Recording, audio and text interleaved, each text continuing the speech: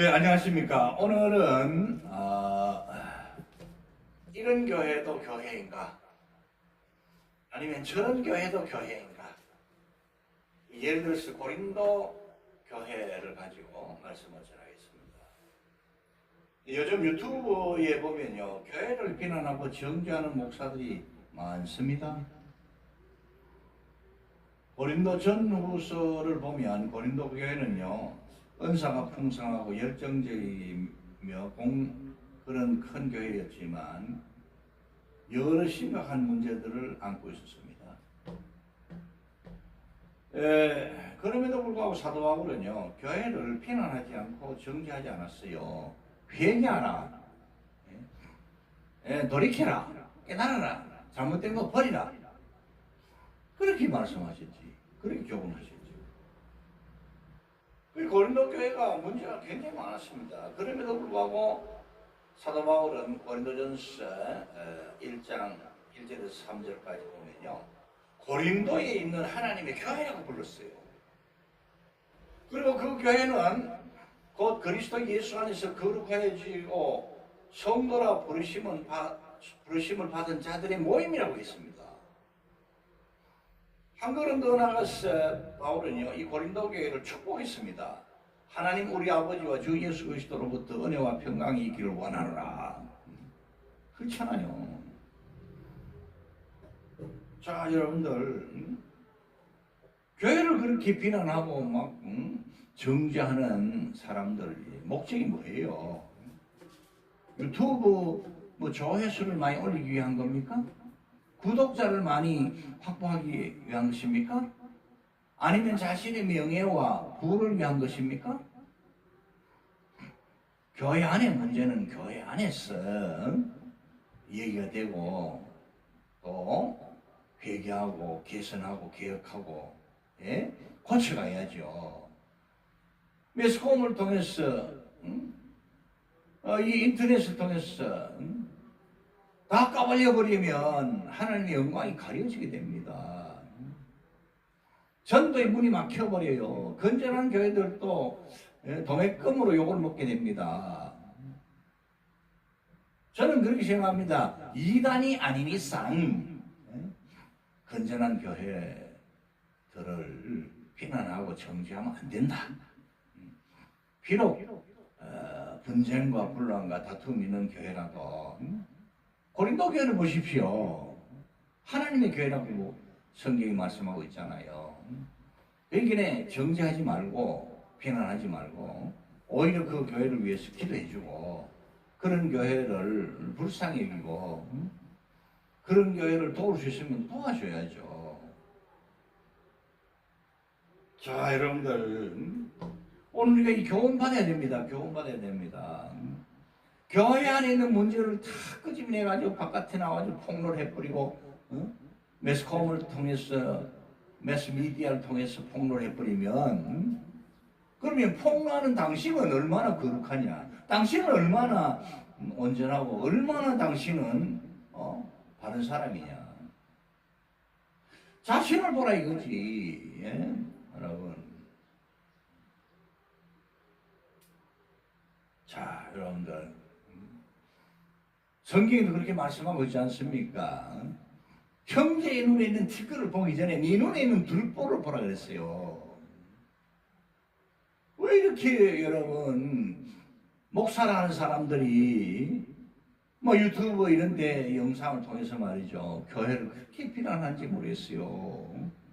자기는 마치 거룩한 것처럼, 자기는 마치 어떻습니까, 완전한 사람인 것처럼 그렇게 정죄하고 비판하고 말이죠, 엉터리다 그러고 말이죠. 그럼 당신은 얼마나 엉터리가 아니고 바른 사람인가, 정확하고 완전한 사람인가 되묻고 싶습니다. 고린도 교회는 참 문제가 많았습니다. 여러분, 첫째로 여러분, 교회에 파벌들이 있었어요. 베드로파, 여러분, 그리스도파, 게바파, 게바는 바울이 있지 않습니까? 아볼로파 이래가지고 말이죠. 바울파, 4개의 파가 있었어요. 그 교회가 평안한 날이 없을 거 아닙니까? 서로 파벌 싸움하고 말이죠. 바울은 이런 고린도 교회를 향했어요. 교회의 참된 주인은 하나님이시다. 교회 머리는 예수 그리스도다. 너희 모두는 교회의 각 지체들이고 하나님의 자녀들이고 또 교회의 지도자들은 하나님이 세우신 일꾼들이다. 그렇게 가르치는 거예요. 두 번째로 성적 타락이 심각했습니다. 교회 안에서요 근친상간과 같은 심각한 음행과 그리고 또 말이죠 성적인 숭배를 가볍게 여기는 그런 풍조가 있었어요. 이런 범죄자들을 징계 조치하지 않았습니다. 여러분 교회는 그렇게 해야 되거든요. 이 지상교회는 어떤 교회라 하더라도 완전한 교회가 없습니다. 지상교회 특징이 몇 가지 있습니다. 지상교회는요 전투적입니다. 우리 개인도 그렇고 교회도 그렇고요 영적 싸움을 싸우는 거예요. 죄와의 싸움을 싸우고 불의와의 싸움을 싸우고 나가는 전투적인 교회입니다. 여러분 이 지상교회는 또 여러분 미완성적인 교회입니다. 완성을 향해서 나가고 있어요. 또 이 지상교회는 불완전한 교회입니다. 여러분. 불완전한 아직 완전한 교회가 못된 거예요. 완성적인 교회가 못된 겁니다. 본질적으로는 하나님의 교회로 여러분 완전하지만 그런데 또 우리가 이 지상교회 안을 들여다보면 알곡 신자들도 있지만 가라지들도 있잖아요. 뒤섞여 있습니다. 여러분 이걸 우리가 알고 교회를 긍휼히 여기고 사랑하고 교회를 존중히 여기고 교회를 위해서 기도해야 됩니다. 세 번째로 이 안디옥 교회가 아니고 죄송합니다. 고린도 교회는요 성도 간의 소송 문제가 있었어요. 법정 다툼이 있었어요. 교회 안의 문제를 세상 법정에 고소해가지고 교회 밖에 폭로한 겁니다. 바울은 이걸 책망했습니다. 여러분 교회 안에서 문제를 해결해라. 여러분 네 번째요 고린도 교회는요 결혼에 대한 그런 오해가 있어가지고요 독신주의를 뭐 이렇게 굉장히 높이는 그런 경향이 있었던 것 같습니다. 바울은 여기에 대해서요 받은 은사대로 결혼할 사람 결혼하고 독신으로서 하나님께 헌신한 사람은 헌신하고 받은 은사대로 하라. 받은 사명대로 하라는 거죠. 다섯 번째로 우상의 재물 문제가 있었습니다. 우상에게 바쳐진 재물을 먹어야 되느냐 말아야 되느냐. 바울은 그랬어요. 나는 다 먹을 수 있다. 왜? 바울은 믿음이 출중한 사람이었기 때문에 우상들 아무것도 아니다. 저거 죽은 거다 저거. 위생적으로만 문제 안 되면 무슨 음식이든지 바울이 하나님의 말씀에 위배되지 않으면 다 먹을 수 있었어요. 그러나 바울은 뭐라고 얘기했습니까? 믿음이 연약한 사람들, 또 혹시 오해할 수 있는 사람들을 위해서 바울은 여러분 다른 사람의 유익을 위해서 먹지 않겠다 그랬습니다. 그렇잖아요. 믿음이 연약한 성도들은 교인들은 바울 같은 위대한 믿음의 사람이 우상의 재물을 저렇게 먹는다. 우상에게 제사 지내던 음식을 먹는다. 그러면 우상도 인정하는가? 이런 오해에 빠질 수가 있다 이 말입니다. 바울은 그런 오해를 다 불식시키고 다른 믿음이 연약한 자들이 마음의 시험을 여러분 갖지 않도록 하기 위해서 이타주의적인 그런 정신과 믿음으로 자기는 그렇다면은 우상에게 바친 재물을 먹지 않겠다. 여러분 여섯 번째로 이 고린도 교회는요 예배 질서에 혼란이 있었습니다. 여러분 공예배에서의 남녀의 역할, 성찬식, 무질서, 방언이 최고다 하는 그런 교만한 자들. 그래서 여러분 그런 문제들이 있었어요. 그래서 바울은요 그들을 책망하면서 깨우쳐 가르치잖아요. 성찬식을 거룩하게 지켜야 된다. 방언은 여러분 모든 은사는 하나님 주신 것인데 다 유익한 것이다. 질서의 하나님이시다.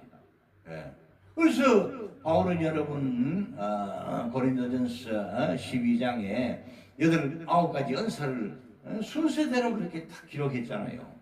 지혜의 말씀, 지식의 말씀 믿으면서 병 고치면서 쭉 나가면서 방언의 은사는 8번째고 또 통변의 은사는 9번째라고 그렇게 딱 기록했잖아요. 하나님은 의지로움이 하나님이 아니다 이거죠. 질서의 하나님이라는 것을 강조하고 가르쳤습니다. 깨우쳐 주었습니다.